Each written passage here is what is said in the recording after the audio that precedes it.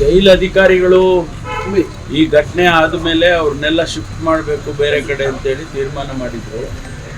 ಅವರು ಯಾರ್ಯಾರನ್ನ ಎಲ್ಲೆಲ್ಲಿ ಕಳಿಸ್ಬೇಕು ಅಂತೇಳಿ ಅವರು ಒಂದು 8-10 ಜನರನ್ನ ಶಿಫ್ಟ್ ಮಾಡೋದಕ್ಕೆ ತೀರ್ಮಾನ ತಗೊಂಡು ಶಿಫ್ಟ್ ಮಾಡ್ತಾ ಇದ್ದಾರೆ. ಅವರೆಲ್ಲ ಇನ್ನೂ ಗೊತ್ತಿಲ್ಲ, ನನಗೆ ತಲುಪಿದಾರೋ ಏನೂ ಗೊತ್ತಿಲ್ಲ, ಶಿಫ್ಟ್ ಆಗಿದ್ದಾರೆ.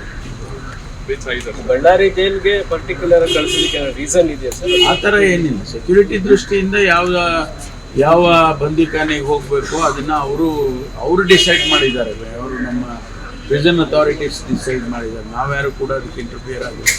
ಯಾಕೆಂದ್ರೆ ಸರ್ ಈಗ ಉಸ್ತುವಾರಿ ಜಮೀರ್ ಇದ್ದಾರೆ, ಹಾಗಾಗಿ ಎಲ್ಲಿ ಹೋದ್ರು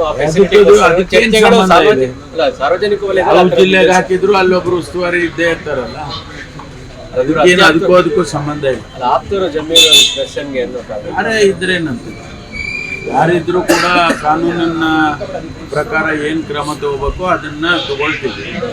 ಯಾರು ಅವರು ಉಸ್ತುವಾರಿ ಇದ್ದಾರೆ ಅದಕ್ಕೋಸ್ಕರ ಏನೋ ಆಗ್ಬಿಡ್ಬೋದು ಅನ್ನೋದೆಲ್ಲ ಸತ್ಯಕ್ಕೆ ದೂರವಾಗಿರ್ತಕ್ಕಂಥ ವಿಚಾರ. So instructions have been given to Ballari prisons also to be very strict and watchful about this.